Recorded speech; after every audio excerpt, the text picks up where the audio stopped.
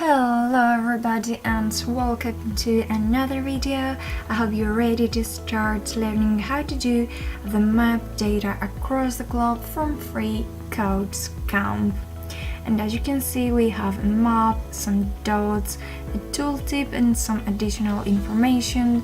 We can zoom in, zoom out, hover over every dot, and the dots have different size, and we're gonna learn also how to do that. So yes, you can drag and drop it, and that's pretty much it. So let's head to FreeCodeCamp and see the specifications. So our user stories are: I can see where all meteorites landed on a world map. I can tell the relative size of the meteorite just by looking at the way it's represented on the map. And last but not least, I can mouse over the meteorite's data points for additional information. As always, we have a data set, and there are quite a few additional info like the type, features, and inside there again the type, the geometry type and coordinates, and some properties that this is basically what you're going to use with the mass, name, the latitude, the longitudes, and the name type. And yes, that's pretty much it. So let's see one more time the final result, and let's start doing it. In the HTML part, I've already written the title and the subtitle, and then in the CSS I have a body with the background color light gray, text align center, and the same for the headers and the paragraph. I'm using SCSS, but that's not really necessary, and I'm using Bootstrap, Twitter Bootstrap, but that's also not necessary. Now in the JavaScript you'll see that I'm using the jQuery and the D3 version 3 and the TopoJson. I'm going to talk more about the TopoJson when we are going to be in the JavaScript part. So I'm also going to leave the links in the description box so you can find everything. Now let's head back to the HTML and write some basic things, some basic tags. The first one will be the map, so I'm going to have a 19 map, and then another one with the tooltip. Now inside the tooltip I'm going to need some basic information that we saw just before in the JSON file, and this information is going to be the name, name type, full mass, the latitude, longitude, and the year. So for each of these features I'm going to have a span with an ID. The ID will be the same as the name, and then a class with the info. Maybe you want to make a different class, I don't know. And after each one we are going to have a BR, so we're going to change the line.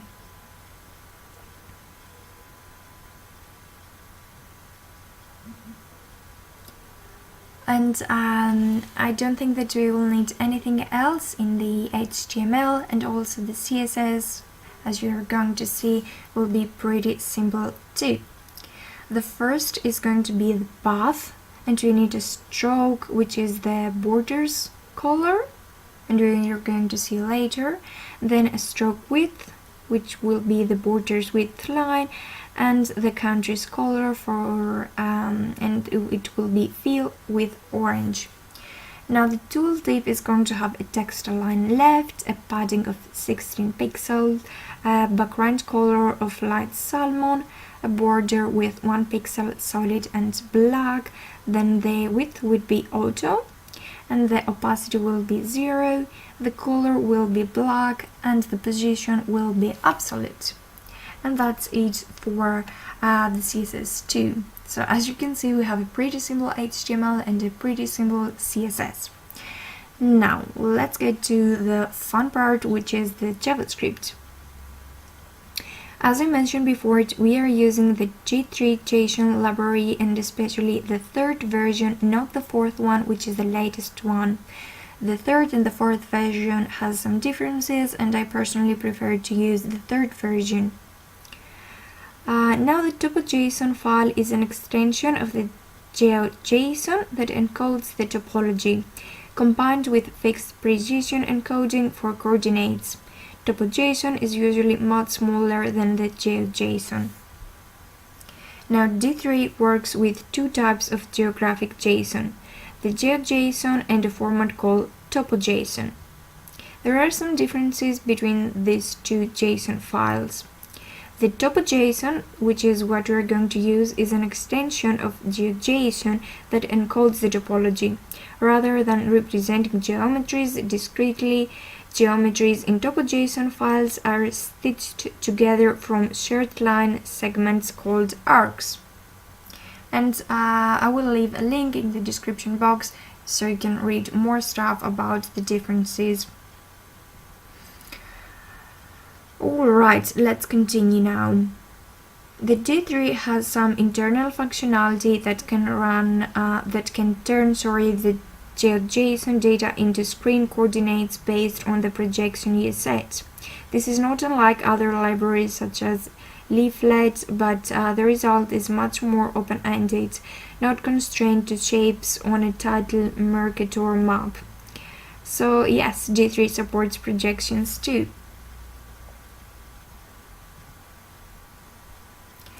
Okay, just copy and paste here the JSON, and I'm going to have a function with error and data, but I'm hoping that we will note this the error function.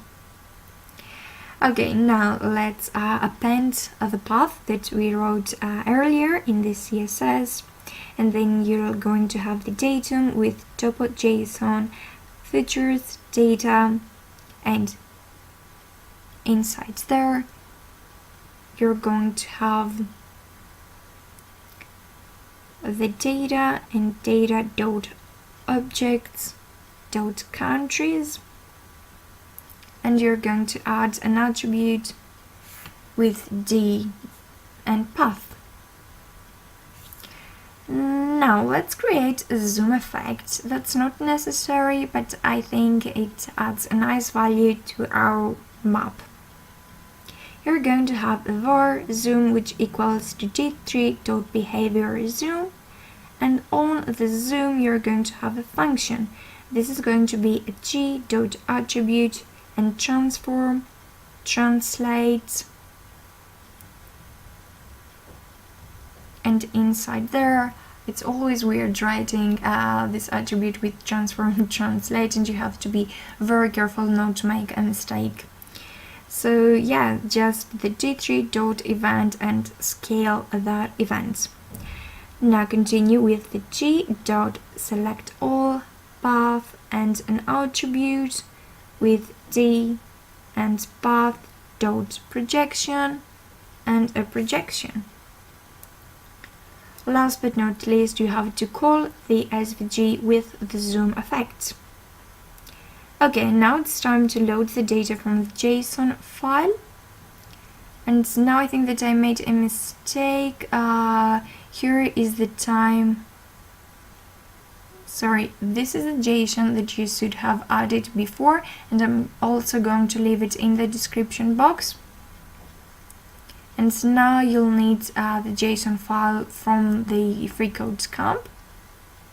The previous one was for the TopoJSON, and this one is for your data. So again, we will have a function with error and data. If error, then we're going to console an error.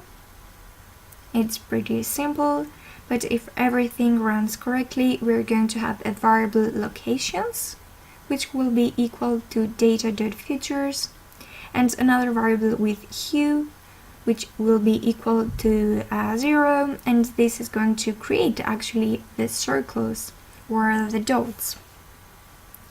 Now we will pass our data, the TopoJSON, as an argument, then create SVG elements using a classic D3 append. Selecting all paths, the TopoJSON is bound in the data method, and from here we can perform work on each element. So we're going to create an object for holding the dataset with the hue that equals to 0.36 and then create a property for each circle and give it a value from color, and that's what we did with d.color. Then we have the classic D3. Select non-existing elements, bind the data, append the elements, and supply the attributes. With g.select all circle, data locations, enter, appending the circle, and an attribute of cx, function d, and if the d.geometry, then return the projection with d.geometry and coordinates of 0, and the other coordinate will be d.geometry.coordinates 1, and end this array with 0. We're going to do the same with the other parameter that was for cx, and I'm going to do the same thing for the cy. This time I'm going to end the array with the property of 1 instead of 0.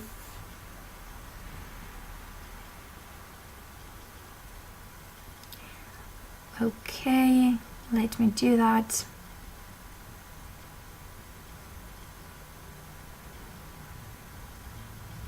I'm just checking everything, you have to be quite careful. Alright, so now I'm going to add another variable, and this is going to be the r, or the radius. Here the function will hold an if function once again, an if statement, with d.properties.math, and this is going to return a function with math.po, and parse int d.properties math, and 1 to 9. Alright, let me style it a little bit with fill and another function, and return d.color. So we use the color function to set the fill value for each circle, and this is the way that our circles are going to have a different color each time. Next, we need to write two pieces of code. One that listens for when the value of the tooltip changes, and one that updates the SVG elements. We're going to use some D3 code to listen for an input change on the tooltip elements. I'm going to have only the mouse over and not the mouse out this time. If you're watching my videos, you know that I'm usually writing three kinds of functions: the mouse over, the mouse out, and the mouse moving. This time I'm not going to write the mouse out because I've already written a couple of times before, but you can check my other videos to find how to write the mouse out function too. If you don't write this function, then the tooltip will be always open. So if you want to close the tooltip, you're going to have to write the mouse out function. So for the mouse over function, you're going to select everything, like the name, the fall, the mass, the latitude, the longitude, the year, and yes, in the end we're going to also to select the tooltip.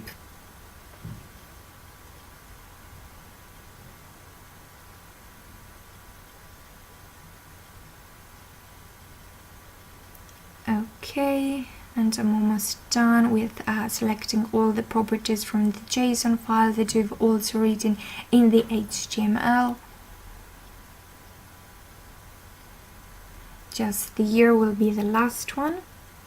And now it's time to add the tooltip. And the tooltip needs some styling. It's going to have a style with left and d3.event.pagex plus 20 pixel. And I'm going to add the style for the top.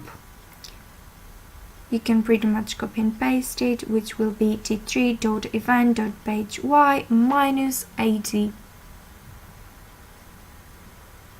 Now the style will have a display of block and an opacity of 0.8, You can adjust all these properties to your style. Now the last event listener will be the mouse out. So I'm going to have an on, mouse out, and a function. This time the D3 is going to select this and dot style fill with the D dot color, and the D3 will also select the tip.